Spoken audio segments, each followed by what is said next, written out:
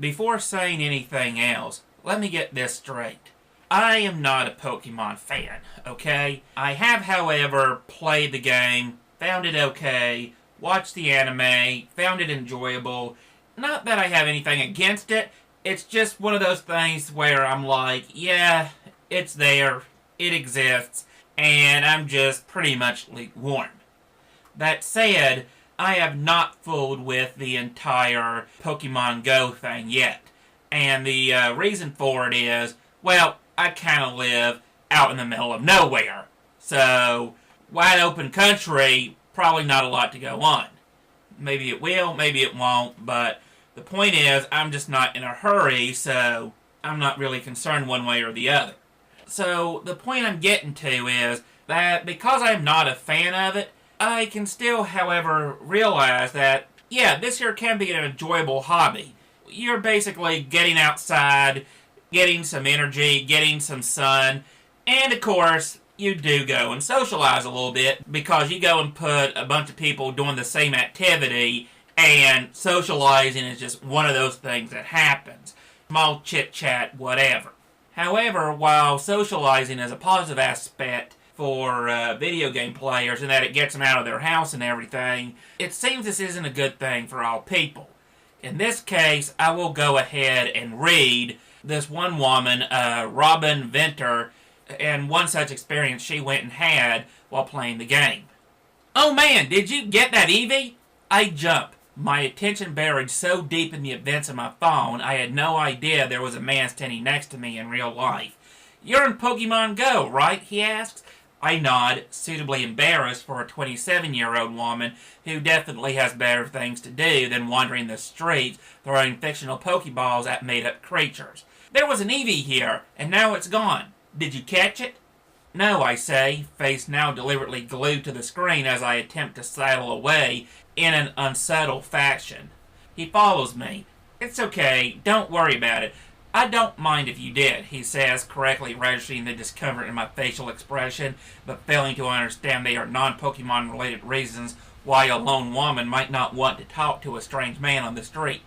He then proceeds to introduce himself, enlightens me with his opinions on how glitchy the game is, and then asks for my number so we can meet up again or maybe catch Pokemon or something. This isn't the only such unwanted encounter I've had since I downloaded the game 3 days ago. There was also the guy who sat next to me on the bus, saw the app open on my phone screen, and offered to show me somewhere I could catch a high-level Poliwhirl. I declined, and resisted the temptation to add that a Pokemon was probably not the only thing I'd catch if I went with him. You've probably already come across examples online of players making wonderful new friends thanks to a chance meeting through Pokemon Go.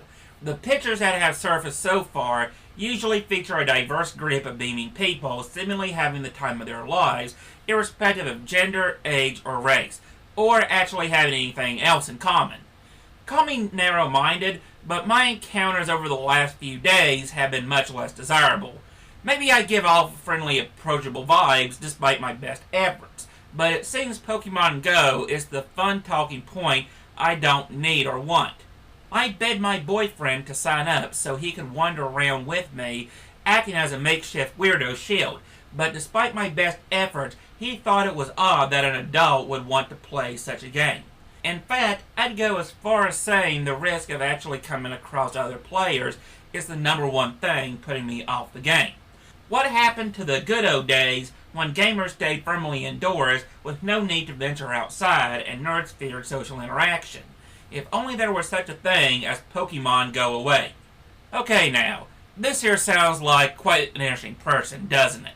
Now let me come off straight. I have talked to some people, got their opinion just to see what they had to say, and what happened is I managed to get some feedback that influenced my opinion a little bit. And what happened was, my first thought when I read this was that basically this woman was a complete bitch.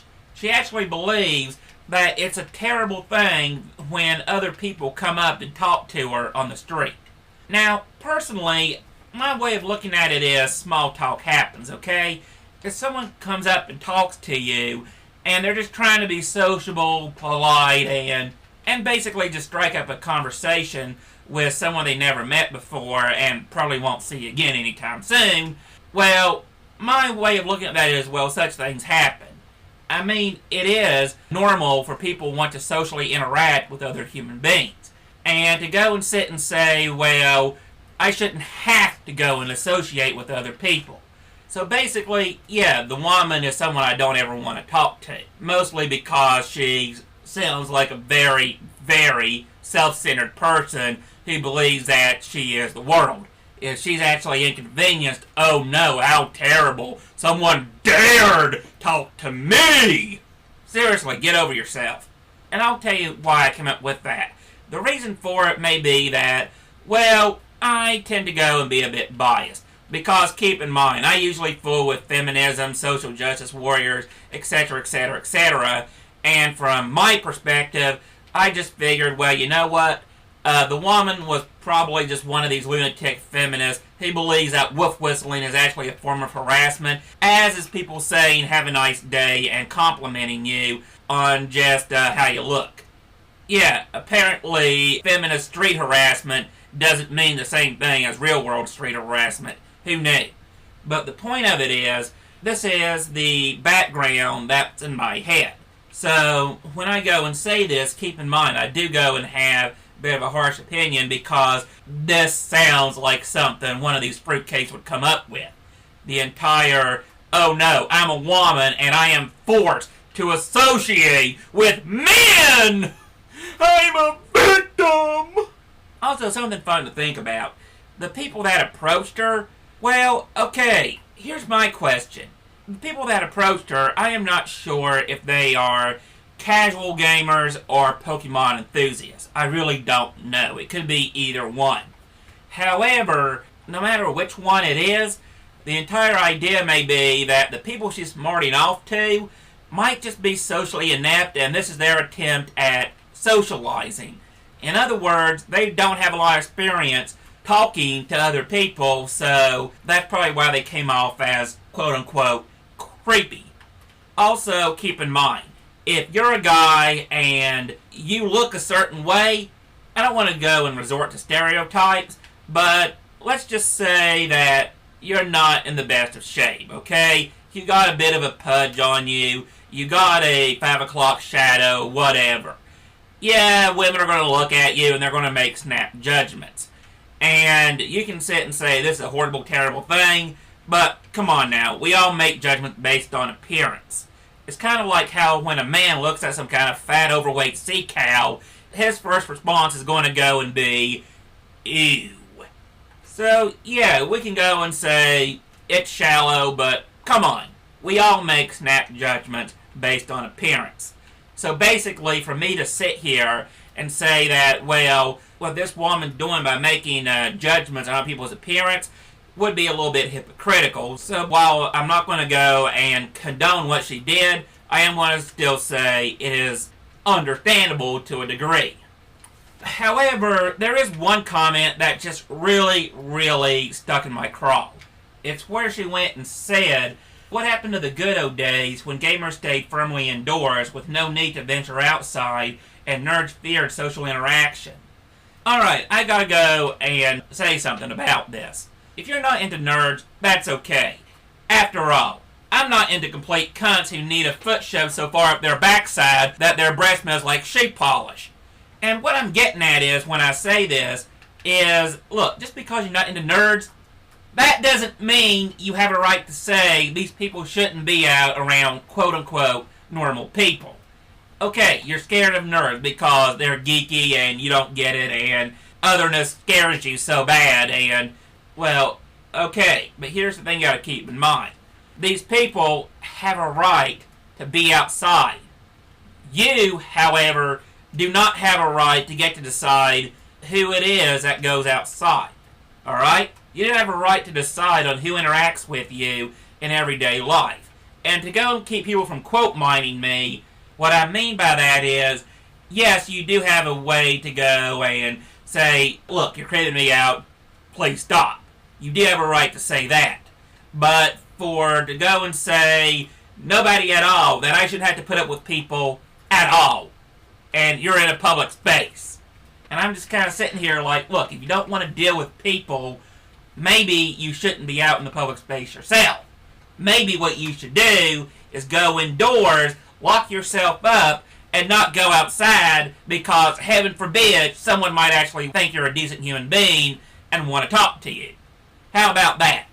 But no, I can't say that because that would be misogynistic. But we can go and nerd shame, can't we? As bad as all this is, and like I said, this is all my opinion. This is what I'm reading out of it. However, I did brought it up to someone else saying this person doesn't know anything much about SJWs and feminism. They know a little bit because they talk to me, but I try not to go and bring it up too many times because it'll wear them out. But the point is, from this person's opinion, they went and put it up in a different way. And what they went and did was, they basically went and said, well, maybe she was actually just trying to be funny and the humor was lost. And just for disclosure, the person I was talking to is female. And she went on and said, well, I've been hit on before by guys. And what happened is, you really don't want to go and put up with it, but you do try to be polite. And the woman in this thing here, while her thoughts weren't polite, her actions at the very least were. So what happened is, it could have just been simple as they were trying to hit on her, she wasn't interested, and that was the entire point of the article.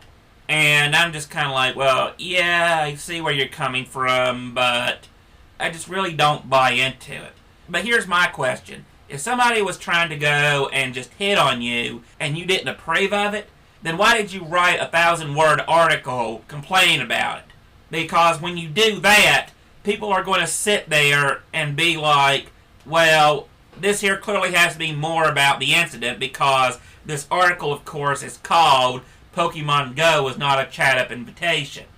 Well, okay, nothing is a chat-up invitation, but it don't have to be. You can be out, mind your own business, and somebody approaches you and says, hey, it's hot as hell out here, don't you think? And you could go and pretty much nod your head and agree with them, and that's the end of the conversation. However, to sit and say, oh, this person, they talked to me about the weather. They chose such a common topic as an excuse just to talk to me. I am being so oppressed. My boyfriend won't follow me outside. And that's kind of the weird thing of it. Because when she brings up the boyfriend and how he doesn't have an interest, I think that she's kind of revealing something that she might not want to. And I'm just reading between the lines here, people. That's all I'm doing, so I may be wrong. But what I'm getting at is, it just may be that she wants her boyfriend to be interested in this, just to spend time with him, and this isn't his thing. He has no interest in it. And keep in mind, she does go and admit that she has things better to do than tossing fictional Pokeballs at made-up monsters. And I'm kind of like, well, okay, but you're doing the same thing as the people you're complaining about. And maybe, and this is my guess, just maybe, it isn't really about the people playing the game. Maybe it's about her taking out her frustration on a group of people that has nothing to do with her boyfriend not being interested in a shared activity. That's kind of the undertone I'm getting from this article. And like I said, I could be completely wrong, but it's just a thought to put it out there. Although, one last thing I will want to share, and I'll go and shut up after mentioning it.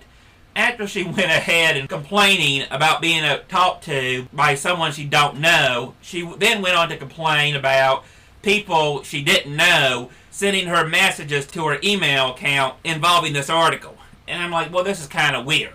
Because if she's going to sit and complain about people responding to what she says, well, okay. If you're going to put something out there, and people are going to read it, and then you're going to tell them, you're commenting on my stuff? Why are you commenting on an article I wrote? Who do you think you are that I should go and acknowledge you and your opinion? Well, okay.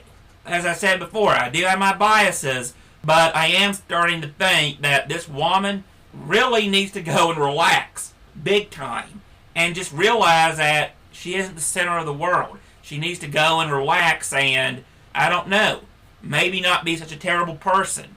What I'm getting at is, this article she went and wrote is telling me an awfully lot about her and not quite as much about Pokemon Go players.